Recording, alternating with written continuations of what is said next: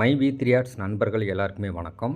So empty அவர்களுக்கு நேற்று fail கிடச்சிருச்சு. ஸோ எல்லாருமே வீடியோ பார்த்துருப்பீங்க. ஸோ எல்லாத்துக்குமே ஒரு மகிழ்ச்சியான செய்தி அப்படின்னே சொல்லலாம். இன்றைக்கி தான் பார்த்தீங்கன்னா எம்டி அவர்கள் வெளியே வந்திருக்கிறாரு.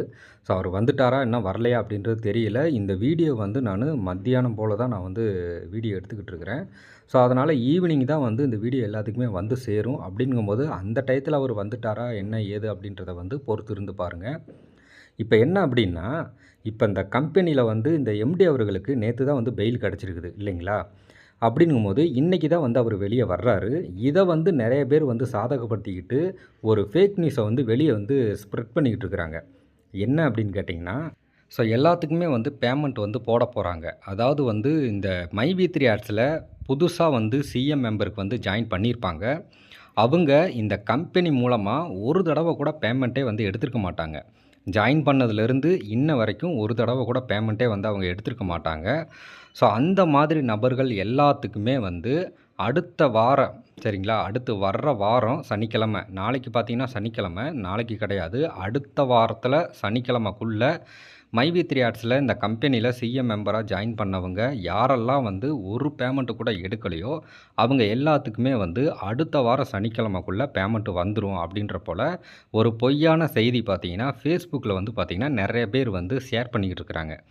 அது பார்த்திங்கன்னா ப்ரொஃபைல் ப்ரைவேட்டாக அவங்களோட ப்ரொஃபைலை ஹைட் பண்ணி ஒரு ப்ரைவேட் மெசேஜாக போட்டுக்கிட்டு இருக்கிறாங்க. நிறைய பேர் அதை பார்த்து யாருமே நம்பிடாதீங்க. எதுக்காண்டி நான் சொல்கிறேன் அப்படின்னா, உங்களுக்குன்னு நிறைய கடன்கள் இருக்கும், உங்களுடைய கமிட்மெண்ட்டெல்லாம் நிறையா இருக்கும். அப்போ பேமெண்ட்டெல்லாம் அடுத்த வாரம் சனிக்கிழமைக்குள்ளே வந்துருமா அப்படின்ற ஒரு நம்பிக்கையில் உங்களுடைய கமிட்மெண்ட்டை எல்லாமே நீங்கள் அடுத்து சனிக்கிழமை முடிஞ்சு ஞாயிற்றுக்கிழமை வச்சுக்கலாம் அப்படின்ற போல் நீங்கள் பிளான் பண்ணிடுவீங்க. அதாவது கடன்காரங்கிட்ட எல்லாத்துட்டையுமே நீங்கள் அடுத்த வாரம் ஞாயிற்றுக்கிழமை வா அவன் கடனை வாங்கிக்கோ அப்படின்ற மாதிரிலாம் நீங்கள் சொல்கிறதுக்கான வாய்ப்புகள் இருக்குது. ஏன்னா இந்த மாதிரி ஃபேக் நியூஸ் எல்லாம் நீங்கள் நம்பி அந்த மாதிரி உங்களுடைய கமிட்மெண்ட்டை நீங்கள் முடிவு பண்ணிடாதீங்க. பேமெண்ட்டு அடுத்த வாரம் சனிக்கிழமைக்குள்ளே வராது. இந்த மாதிரி பேமெண்ட்டெல்லாம் போடுறோம், எல்லாத்துக்கும் பேமெண்ட் வந்துடும். இந்த கம்பெனியில் யாரெல்லாம் ஜாயின் பண்ணியிருக்கீங்களோ இது வரைக்கும் யாருமே பேமெண்ட் எடுக்காதவங்களுக்கு நாங்கள் ஃபஸ்ட்டு அமௌண்ட்டை போட்டுடுறோம் அப்படின்ற மாதிரி கம்பெனி சைட்லேருந்து எந்த விதமான அப்டேஷனும் கொடுக்கல.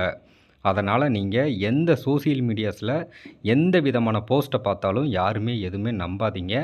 பேமெண்ட் அப்டேட்டு இது வரைக்கும் கம்பெனி சைட்லேருந்து எதுவுமே சொல்ல கிடையாது.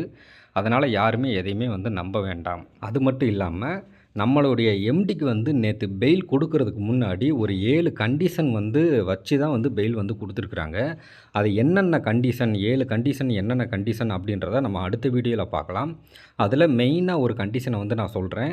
என்ன அப்படின்னா, மக்கள்கிட்ட பேமெண்ட்டை நாங்கள் கொடுத்துட்றோம், பேமெண்ட்டை நான் கொடுக்க போகிறேன், இந்த மாதிரி பணம் நாங்கள் தர்றோம் அப்படின்ற மாதிரி பேமெண்ட் சம்மந்தப்பட்ட விஷயமே பேசக்கூடாது.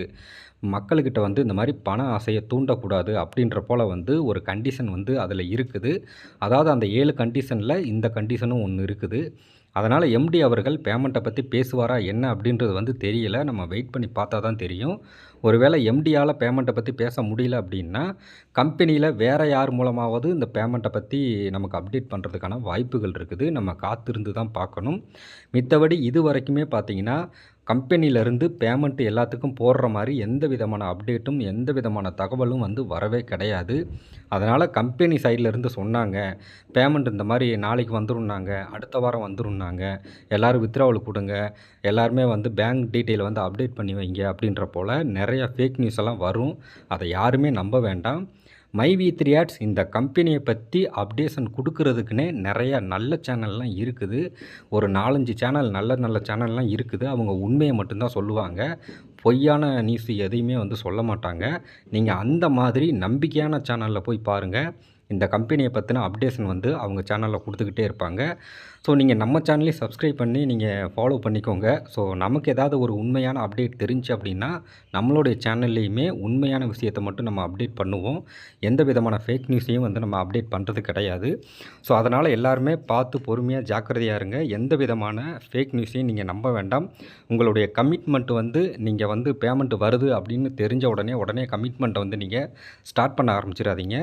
கம்பெனி சைட்லேருந்து பேமெண்ட்டை பற்றி சொல்லுவாங்க. அப்படி இல்லைன்னா வேறு ஏதாவது வழிகள் மூலமாக உங்களுக்கு பேமெண்ட்டை பற்றின டீட்டெயில் வரும். அதுவும் மைவி3 அந்த கம்பெனியை சார்ந்த அவங்க சைடில் இருந்து தான் வரும். அதனால் யாருமே எதையுமே வந்து ஃபேக் நியூஸை வந்து நம்பிடாதீங்க. அதுக்காண்டி தான் இந்த வீடியோ வந்து நான் அர்ஜென்ட்டாக வந்து இப்போவே வந்து எடுத்து போடுற மாதிரி ஆச்சு. ஸோ அந்த அப்டேட் வந்து அவ்வளோதான். இதுக்கப்புறம் அடுத்து என்ன அப்டேட் அப்படின்றத நான் அடுத்த வீடியோவில் வந்து நான் சொல்கிறேன். ஸோ வீடியோ பிடிச்சிருந்துச்சின்னா லைக் பண்ணுங்கள், ஷேர் பண்ணுங்கள். நிறைய பேர் வந்து நம்ம சேனலை சப்ஸ்கிரைப் பண்ணாமல் வீடியோ ப்ளீஸ் நண்பா சப்ஸ்கிரைப் பண்ணிவிட்டு வீடியோ பாருங்கள். மீண்டும் ஒரு சூப்பரான அப்டேட்டுடன் உங்களை வந்து நான் சந்திக்கிறேன். நன்றி, வணக்கம்.